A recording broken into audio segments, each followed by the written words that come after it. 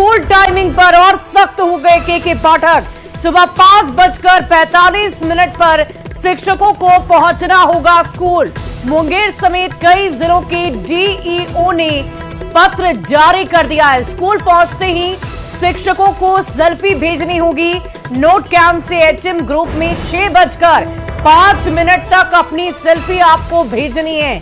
वहीं अब छुट्टी के बाद यानी 1:30 बजे के बाद की ही सेल्फी मान्य होगी। अगर ऐसा नहीं होता है तो एचएम समेत सभी शिक्षक अनुपस्थित माने जाएंगे। सभी के वेतन की कटौती कर दी जाएगी। के पाठक के वीसी में दिए आदेश के बाद से एक बार फिर से शिक्षा विभाग में हड़कंप मच गया है। इस पूरी खबर की अधिक जानकारी के साथ न्यूज 18 संवाददाता रजनीश हमारे साथ फोन लाइन पर हैं। रजनीश, क्या जानकारी है? इस आदेश को और भी ज्यादा सख्त कर दिया गया है और जाहिर सी बात है इस आदेश के बाद शिक्षकों में हड़कंप मच गया होगा।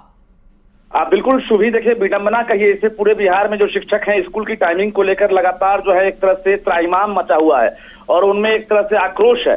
दूसरी तरफ राज्यपाल ने मुख्य सचिव को पत्र लिखा है, गर्मी छुट्टी की अवधि है उसे बढ़ाया जाए। लेकिन इस बीच अभी के पाठक ने जो वीसी में जो अधिकारियों को निर्देश दिया है, अब अधिकारी जो है एक्शन लेने पर सीधे अब जो है उतारू हो गए। उन्होंने पत्र लिखा है, अभी मुंगेर के डीईओ हैं और कई डीईओ हैं, उन्होंने पत्र लिखकर यह आदेश दे दिया है कि अब सुबह 5:45 तक हर हाल में जो है शिक्षक उन्हें अब स्कूल पहुंचना होगा और उसके साथ साथ चेतना सत्र की जो है उसकी शुरुआत 6 बजे सुबह हो गई। रजनीश, अगर हम देखें तो यहाँ पर विरोधाभास की स्थिति नजर आ रही है। एक तरफ राज्यपाल में, राजभवन में हरकत नजर आई कि गर्मियों की छुट्टी को बढ़ाया जाए, शिक्षकों पर, बच्चों पर इसका विपरीत असर हो रहा है मौसम का, और इधर एक तरफ के पाठक की सख्ती जो है वो और भी ज्यादा बढ़ती हुई जा रही है। बिल्कुल, देखिए जिस प्रकार से राज्यपाल ने अभी शिक्षकों की तरफ से एक तरह से पत्र लिखा है और मुख्य सचिव को ये कहा है कि गर्मी की छुट्टी की अवधि जो है बढ़ाई जाए, यानी जो हीट वेव है या फिर जो सुबह का वक्त है उससे परेशानी हो रही है।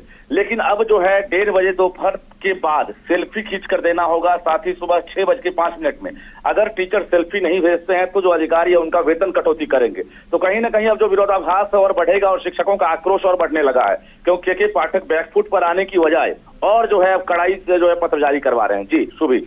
रजनीश, ये बताइए कि ये पत्र तो अब जारी हो गया है, अब इस आदेश को कल से मुझे लगता है कि सभी शिक्षकों को मानना भी होगा।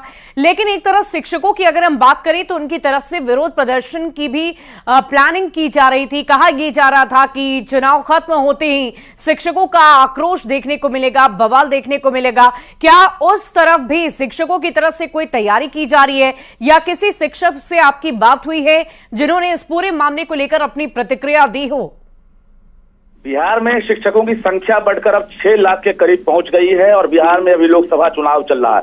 सरकार को पता है, यानी पूरी एनडीए सरकार को ये शक है कि कहीं ना कहीं जो शिक्षक हैं उनके आक्रोश का खामियाजा जो है सरकार पर पड़ सकता है। डिप्टी सीएम विजय सिन्हा ने साफ कहा था कि 4 जून के बाद जो शिक्षक है उनकी बात सुनी जाएगी और कोई भी अधिकारी जो है मनमानी नहीं कर सकेंगे। तो कुल मिलाकर 4 जून का इंतजार किया जा रहा है और 4 जून के बाद शिक्षक भी जो है आमने सामने होंगे। और जो प्रदर्शन की बात कही जा रही है, शिक्षक नेता ने साफ कहा है कि हम लोग अब सड़क पर उतरेंगे। तो कुल मिलाकर आचार संहिता की वजह से एनडीए खेमे के यानी बीजेपी के नेता जो है वो खामोश हैं। दूसरी तरफ शिक्षक भी अभी जो है खुलकर जो है एक तरह से विरोध नहीं कर रहे हैं। जी रजनीश, एक बड़ा सवाल ये भी है कि क्या के पाठक के आदेशों के खिलाफ जाकर राजभवन जो इस वक्त हरकत में आया है, क्या वो काम पूरा किया जा सकेगा? क्या स्कूलों की टाइमिंग में परिवर्तन होगा या फिर बच्चों को, शिक्षकों को छुट्टियां दे दी जाएगी? इस पूरे अगर हम प्रोसेस की बात करें तो आगे ये कार्रवाई कैसे बढ़ सकती है, किस दिशा में बढ़ सकती है?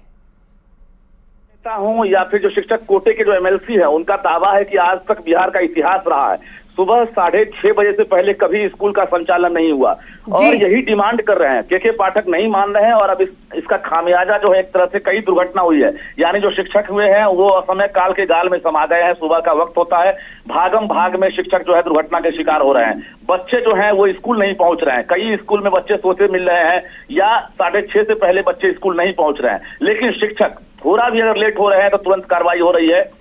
एक तरह से समझिए अब राज्यपाल जो है जिस प्रकार से पत्र लिखे हैं, राज्यपाल के पत्र के बाद अब मुख्य सचिव के बाद क्या कार्रवाई होती है, क्योंकि के पाठक जो है इससे पहले राज्यपाल की एक बात नहीं माने और राज्यपाल और के पाठक के बीच लगातार तकरार भी जारी है। अब मुख्य सचिव जो है उनके बीच जो है एक तरह से गेंद है उनके खेमे में, क्या होता है आने वाला वक्त बताएगा। जी, शुभी बहुत बहुत शुक्रिया रजनीश हमारे साथ जुड़ने के लिए। इस पूरी खबर पर आप लगातार नजर बनाए रखें। तो ये विरोधाभास की स्थिति है, विडंबना की बात है कि आखिर के पाठक की तरफ से ये निर्णय और भी ज्यादा सख्ती से क्यों लिया जा रहा है, ये भी एक बड़ा सवाल है। इधर आपको बता दें कि इसके पहले स्कूलों में गर्मी की छुट्टी पर राजभवन हरकत में आया था।